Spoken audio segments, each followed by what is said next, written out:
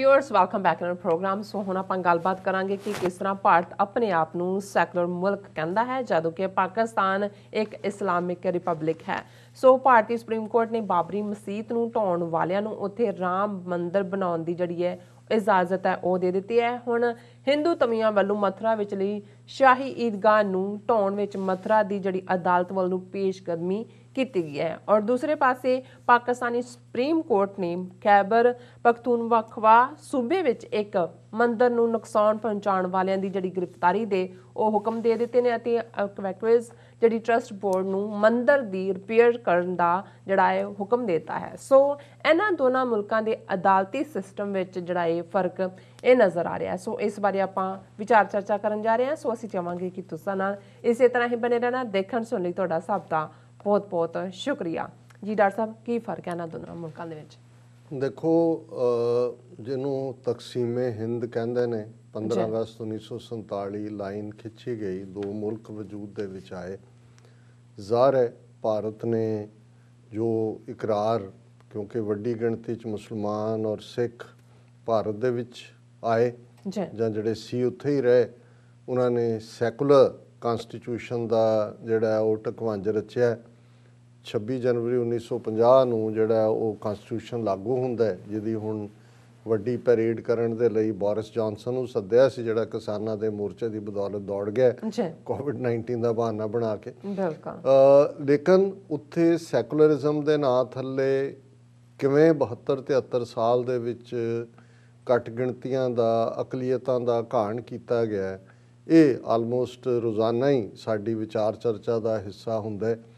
ਕਿਵੇਂ ਭਾਰਤ ਦੇ ਵਿੱਚ ਵੱਡੀ ਘੱਟ ਗਿਣਤੀ ਜਿਹੜੀ ਮੁਸਲਮਾਨ, ਜਿਹੜੇ ਅੱਜ 200 ਮਿਲੀਅਨ ਦੇ ਲਗਭਗ ਉਹਨਾਂ ਦੀ ਗਿਣਤੀ ਹੈ, ਲੇਕਿਨ ਕਿਵੇਂ ਉਹਨਾਂ ਨੂੰ ਦੂਸਰੇ ਦਰਜੇ ਦੇ ਸ਼ਹਿਰੀ ਬਣਾਇਆ ਗਿਆ।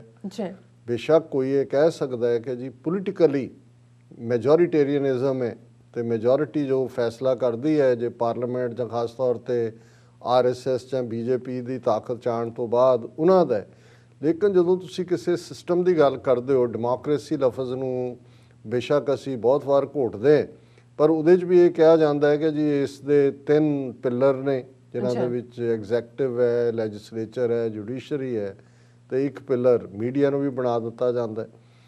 ਹੁਣ ਇਹ ਤਾਂ ਮੰਨਿਆ ਜਾ ਸਕਦਾ ਹੈ ਕਿ ਵੀ ਐਗਜ਼ੈਕਟਿਵ ਦੇ ਵਿੱਚ ਜਾਂ ਲੈਜਿਸਲੇਚਰ ਜਦੋਂ ਮੈਜੋਰਿਟੀ ਕਿਸੇ ਦੀ ਆਉਂਦੀ ਹੈ, ਲੈਜਿਸਲੇਚਰ ਤੋਂ ਬਾਅਦ ਐਗਜ਼ੈਕਟਿਵ ਬਿਊਰੋਕਰੇਸੀ ਹੈ, ਉਹ ਵੀ ਹੈ। ਲੇਕਿਨ ਅਦਾਲਤਾਂ, ਜੇ ਹੁਣ ਅਮਰੀਕਾ ਦੇ ਵਿੱਚ ਵੀ ਡੈਮੋਕਰੇਸੀ ਜੇ ਪ੍ਰੈਜ਼ੀਡੈਂਟ ਡਾਇਰੈਕਟ ਵੋਟ ਨਾਲ ਚੁਣਿਆ ਜਾਂਦਾ ਹੈ, ਪ੍ਰੈਜ਼ੀਡੈਂਟ ਮਨਮਾਨੀਆਂ ਕਰਦਾ ਹੈ ਜਿਵੇਂ ਟਰੰਪ ਨੇ ਕੀਤੀਆਂ, ਉਹਨੂੰ ਕਿਵੇਂ ਰੋਕਿਆ? ਇਮੀਗ੍ਰੇਸ਼ਨ ਦੇ ਮੁੱਦੇ 'ਤੇ ਅਦਾਲਤਾਂ ਨੇ ਕਿਵੇਂ ਰੋਕਿਆ? ਜਿਹੜੇ ਮੁਸਲਮਾਨ 8 ਦੇਸ਼ ਟਾਰਗੇਟ ਕੀਤੇ ਸੀ, ਉੱਥੋਂ ਕਿਸੇ ਨੂੰ ਨਹੀਂ, ਉਹਨੂੰ ਕਿਵੇਂ ਰੋਕਿਆ? ਹੁਣ ਇਲੈਕਸ਼ਨ 'ਚ ਧਾਂਦਲੀ ਦਾ ਰੌਲਾ ਪਾ ਕੇ ਉਹ ਅਨਡੂ ਕਰਨਾ ਚਾਹੁੰਦਾ ਸੀ, ਕਿਵੇਂ ਉਹਦੀਆਂ ਹੀ ਆਪਣੀਆਂ ਬਣਾਈਆਂ ਜਿਹੜੇ ਕਈ ਜੱਜ ਸੀ, ਸੁਪਰੀਮ ਕੋਰਟ ਨੇ ਚੁੱਕਿਆ ਹੀ ਨਹੀਂ ਹੈ ਕੇਸ, ਕਿਵੇਂ ਉਹ ਮਿਸ਼ੀਗਨ ਦੀ ਸਟੇਟ ਹੋਏ, ਪੈਨਸਿਲਵੇਨੀਆ ਦੀ ਹੋਏ, ਜਾਰਜੀਆ, ਉਹਨਾਂ ਨੇ ਕੇਸ ਚੁੱਕ ਕੇ ਬਾਹਰ ਮਾਰੇ। ਕਿਉਂਕਿ ਜੇ ਮੈਜੋਰੀਟੇਰੀਅਨ ਦੇ ਥੱਲੇ ਈਵਨ ਪ੍ਰੈਜ਼ੀਡੈਂਸੀ, ਕਿਉਂਕਿ ਇੱਕ ਹੀਟ ਕੈਂਪੇਨ ਦੇ ਉੱਤੇ ਖੜੀ ਸੀ, ਉਹ ਧੱਕਾ ਵੀ ਕਰਦੀ ਹੈ, ਅਤੇ ਜੁਡੀਸ਼ਰੀ ਨੇ ਜਿਹੜਾ ਉਹ ਲੋਕਾਂ ਦੇ ਫੇਥ ਨੂੰ ਬਹਾਲ ਰੱਖਿਆ। ਪਰ ਜਦੋਂ ਜੇ ਅਸੀਂ ਭਾਰਤ ਦੇ ਹਵਾਲੇ ਨਾਲ 72-73 ਸਾਲ ਦੀ ਗੱਲ ਕਰੀਏ, ਅਤੇ ਜ਼ਾਹਿਰ ਹੈ ਕਿ ਵੀ ਪਹਿਲਾ ਪਾਰਟ ਕਾਂਗਰਸ ਦਾ, ਨਹਿਰੂ ਔਰ ਉਸ ਤੋਂ ਬਾਅਦ ਇੰਦਰਾ ਗਾਂਧੀ ਔਰ ਦੂਜੇ, ਉਹਨਾਂ ਨੇ ਉਹ ਸੈਕੂਲਰਿਜ਼ਮ ਦਾ ਲਬਾਦਾ ਤਾਂ ਰੱਖਿਆ। ਜੁਡੀਸ਼ਰੀ ਵੀ ਕਿਸੇ ਹੱਦ ਤੱਕ ਬਚਦੀ ਰਹੀ ਕਿ ਉਹਦੇ 'ਤੇ ਲੇਬਲ ਨਾ ਲੱਗੇ ਕਿ ਭਾਈ ਉਹ ਸਰਕਾਰ ਪ੍ਰਸਤ ਹੈ।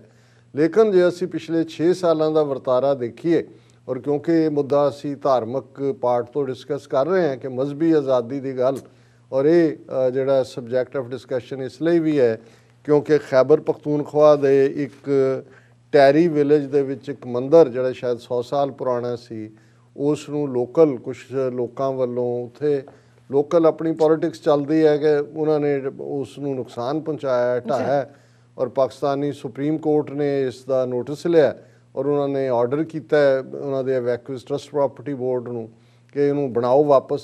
ਔਰ ਹਾਲਾਂਕਿ ਇਸ ਇਸ਼ੂ ਨੂੰ ਲੈ ਕੇ ਇੰਡੀਆ ਨੇ ਆਫੀਸ਼ੀਅਲ ਪ੍ਰੋਟੈਸਟ ਕੀਤਾ ਗੌਰਮੈਂਟਲ ਲੈਵਲ 'ਤੇ ਕਿ ਜੀ ਇਹ ਹੋ ਗਿਆ, ਉਹ ਹੋ ਗਿਆ।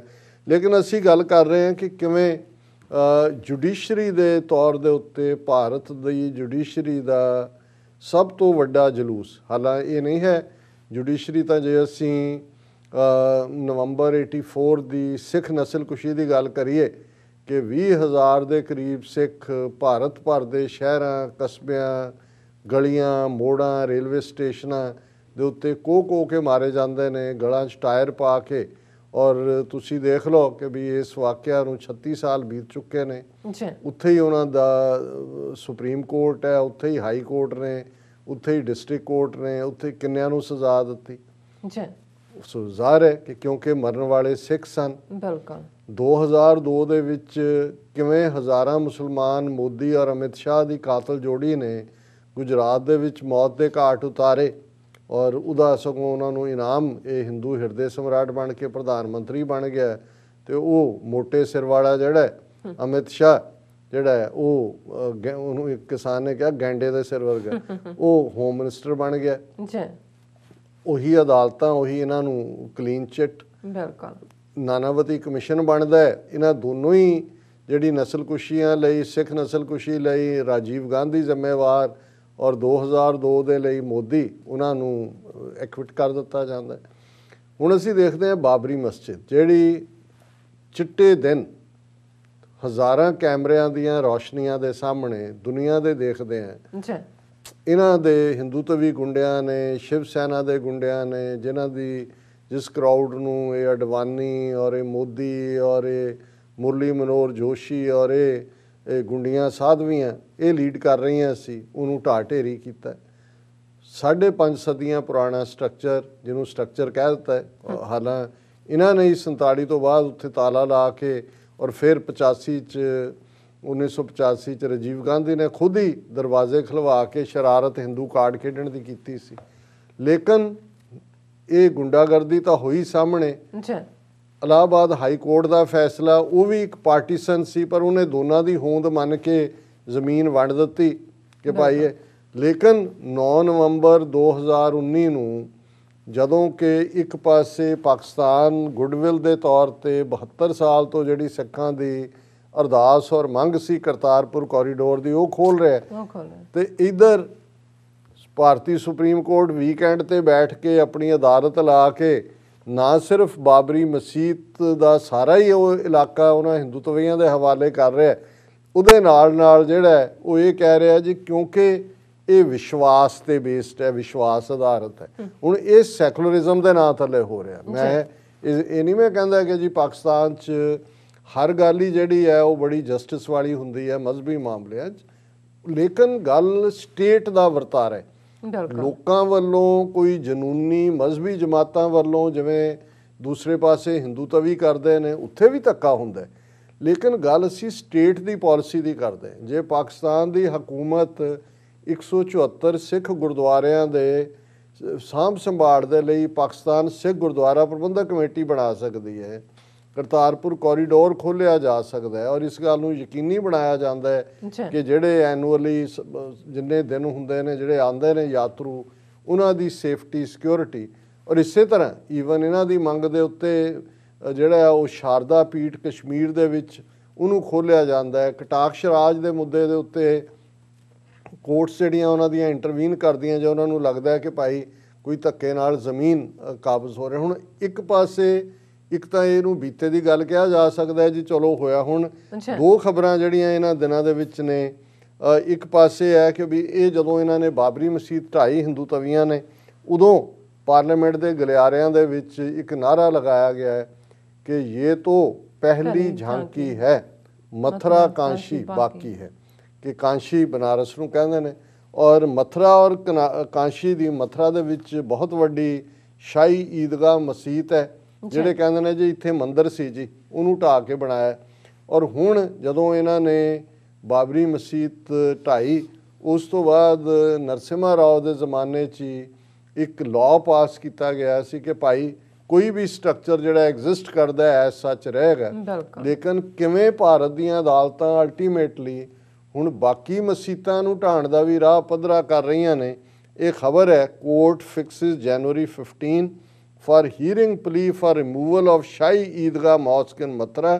ਉਹਨਾਂ ਨੇ ਕਿਹਾ ਜੀ ਇਹ ਜਿਹੜੀ ਮਸਜਿਦ ਹੈ ਇਹ ਕ੍ਰਿਸ਼ਨਾ ਜਨਮ ਭੂਮੀ ਟੈਂਪਲ ਦੇ ਉੱਤੇ ਹੈ। ਇਹ Mathura court has fixed January 15 for hearing a plea filed by Hindu Army। ਹੁਣ ਇੱਕ ਨਵੀਂ ਜਥੇਬੰਦੀ ਉਹਨਾਂ ਨੇ ਖੜੀ ਕਰਕੇ Hindu army N organisation seeking the removal of Shahi Eidgah Mosque located near Krishna Janam Bhoomi Temple। ਉਹਨਾਂ ਨੇ ਕਿਹਾ ਜੀ ਇਹ ਨੇੜੇ ਆ, ਇਹਨੂੰ ਇੱਥੋਂ ਚੁੱਕੋ। ਔਰ ਇਹ ਜਿਹੜਾ ਉਹਨਾਂ ਨੇ ਲਾ ਸੂਟ ਫਾਈਲ ਕੀਤਾ ਔਰ ਇਹ ਕੋਈ ਐਡਵੋਕੇਟ ਆ ਹਰੀ ਸ਼ੰਕਰ ਨਾਂ ਦਾ ਔਰ ਨਾਲ ਮਹਿੰਦਰ ਪ੍ਰਤਾਪ ਹੈ, 5 ਪਲੈਂਟਿਫ ਨੇ ਔਰ ਸਿਵਲ ਜੱਜ ਜਿਹੜੇ ਹੈ ਕੋਈ ਨੇਹਾ ਭਾਦੂਰੀਆ ਕੋਈ ਹਿੰਦੂ ਔਰਤ ਹੈ। ਉਹਨਾਂ ਨੇ ਕਿਹਾ ਜੀ 15 ਜਨਵਰੀ ਅਸੀਂ ਫਿਕਸ ਕੀਤੀ ਹੈ ਔਰ ਇਸ ਦੇ ਉੱਤੇ ਅਸੀਂ ਫਿਰ ਅੱਗੇ ਦੇਖਾਂਗੇ ਕਿ ਵੀ ਇਹਨੂੰ ਅਸੀਂ ਕਿਵੇਂ ਜਿਹੜਾ ਹੈ ਇਸ ਮਸਜਿਦ ਨੂੰ ਇੱਥੋਂ ਹਟਾਉਣਾ। ਹੁਣ ਇੱਕ ਪਾਸੇ ਇਹ ਚੱਲ ਰਿਹਾ ਔਰ ਦੂਸਰੇ ਪਾਸੇ ਇਹਨਾਂ ਦੀ ਆਪਣੀ ਅਖਬਾਰ ਕਹਿ ਰਹੀ ਹੈ Pakistan supreme court orders reconstruction of vandalised Hindu temple.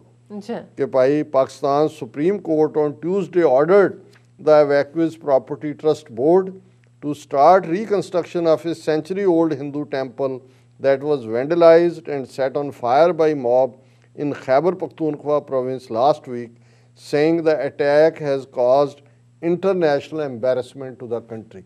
ਹੁਣ ਪਾਕਿਸਤਾਨ ਇਸਲਾਮਿਕ ਰਿਪਬਲਿਕ ਹੈ, ਉੱਥੋਂ ਦਾ ਸੁਪਰੀਮ ਕੋਰਟ ਕਹਿ ਰਿਹਾ ਕਿ ਭਾਈ ਇਹ ਜੋ ਤੁਸੀਂ ਕੀਤਾ ਹੈ ਜਿਹਨੇ ਵੀ ਕਰਾਊਡ ਨੇ ਇਹਨੂੰ ਵਾਪਸ ਬਣਾਓ ਉੱਥੇ, ਇਹ ਸਾਡੇ ਲਈ ਇੱਕ ਐਮਬੈਰਸਮੈਂਟ ਹੈ ਦੁਨੀਆ ਭਰ ਦੇ ਵਿੱਚ। ਪਰ ਦੂਸਰੇ ਪਾਸੇ ਸੋ ਕਾਲਡ ਸੈਕੂਲਰ ਇੰਡੀਆ ਜਿਨ੍ਹਾਂ ਨੇ ਚਿੱਟੇ ਦਿਨ ਬਾਬਰੀ ਮਸਜਿਦ ਸ਼ਹੀਦ ਕੀਤੀ, ਹੁਣ ਦੂਸਰੀ ਦੀ ਤਿਆਰੀ ਹੈ ਅਕਲੀਅਤਾਂ ਦੇ ਨਾਲ ਕੀ ਵਾਪਰ ਰਿਹਾ। ਸੋ ਉਹਨਾਂ ਨੂੰ ਕੋਈ ਸ਼ਰਮ ਹਿਆ ਨਹੀਂ ਹੈ ਕਿ ਭਾਈ ਇਹ ਕੀ ਐਮਬੈਰਸਮੈਂਟ ਹੈ। ਸੋ ਇਹਦੇ ਬਾਵਜੂਦ ਕਿ ਪਾਕਿਸਤਾਨ ਦੇ ਵਿੱਚ ਉਹਨਾਂ ਦੇ ਆਪਣੇ ਇਨਰ ਕ੍ਰਾਈਸਿਸ ਵੀ ਨੇ, ਹੋਰ ਵੀ ਬਹੁਤ ਸਾਰੇ ਜਿਹੜੀਆਂ ਪ੍ਰੋਬਲਮਸ ਚੋਂ ਮੁਲਕ ਲੰਘ ਰਿਹਾ, ਪਰ ਇਹਦੇ ਬਾਵਜੂਦ ਸੁਪਰੀਮ ਕੋਰਟ ਦਾ ਇੰਟਰਵਿਊ, ਹਾਲਾਂ ਉੱਥੇ ਕੋਈ ਇਹ ਤਾਂ ਨਹੀਂ ਹੈ ਕਿ ਕੋਈ ਉਹਨਾਂ ਦੀ ਹਿਸਟੋਰੀਕਲ ਮੰਦਰ ਹੈ ਜਾਂ ਇੱਕ ਮੰਦਰ ਹੈ ਪੁਰਾਣਾ, ਉਹਨੂੰ ਕਿਸੇ ਨੇ ਗੁੰਡਿਆਂ ਨੇ ਜਿਹੜੀ ਹੈ ਉਹ ਕੀਤਾ, ਉੱਥੇ ਉਹਨੂੰ ਜਿਹੜਾ ਨੁਕਸਾਨ ਪਹੁੰਚਾਇਆ, ਪਰ ਸੁਪਰੀਮ ਕੋਰਟ ਉਸ ਦਾ ਜਿਹੜਾ ਹੈ ਨੋਟਿਸ ਲੈ ਰਿਹਾ ਔਰ ਇਹ ਆਰਡਰ ਕਰ ਰਿਹਾ ਕਿ ਭਾਈ ਇਹਨੂੰ ਕਰੋ। ਉਸ ਤੋਂ ਪਹਿਲਾਂ ਹੀ ਹਾਲਾਂਕਿ ਖੈਬਰ ਪਖਤੂਨਖਵਾ ਦੀ ਗਵਰਨਮੈਂਟ ਹੀ ਇਸ ਦੇ ਉੱਤੇ Khyber Pakhtunkhwa chief secretary police chief and doctor Shoaib Suddle ਦਾ head of a commission on minorities right, ਉਹਨਾਂ ਨੇ ਪਹਿਲਾਂ ਹੀ ਕਿਹਾ ਕਿ ਅਸੀਂ 40 ਬੰਦੇ ਜਿਹੜੇ ਨੇ ਉਹ ਗ੍ਰਿਫਤਾਰ ਕੀਤੇ ਨੇ ਜਿਨ੍ਹਾਂ ਨੇ ਇਹ ਕਾਰਾ ਕੀਤਾ ਔਰ ਇਹ ਜਿਹੜੀ ਹੈ ਖੈਬਰ ਪਖਤੂਨਖਵਾ ਗਵਰਨਮੈਂਟ ਜਿਹੜੀ ਹੈ ਉਹ ਇਸ ਨੂੰ ਬਣਵਾਏਗੀ। ਪਰ ਇਹਦੇ ਬਾਵਜੂਦ ਸੁਪਰੀਮ ਕੋਰਟ ਦਾ ਇੰਨਾ ਸਖਤ ਲਾਈਨ ਇਹ ਦੱਸਦੀ ਹੈ ਕਿ ਭਾਈ ਪਾਕਿਸਤਾਨ ਔਰ ਭਾਰਤ ਦੀ ਜੁਡੀਸ਼ਰੀ ਦੇ ਵਿੱਚ ਕੀ ਫਰਕ ਹੈ। ਬਿਲਕੁਲ ਰਾਸਾ, ਤੁਹਾਡਾ ਬਹੁਤ ਬਹੁਤ ਸ਼ੁਕਰੀਆ। ਸੋ ਥਾਲੇ ਨੇ ਬ੍ਰੇਕ ਵਿਊਅਰਸ, ਤੁਸੀਂ ਕਿਤੇ ਨਹੀਂ ਜਾਣਾ, ਮਿਲਦੇ ਹਾਂ ਆਫਟਰ ਦਿਸ ਸ਼ਾਰਟ ਬ੍ਰੇਕ।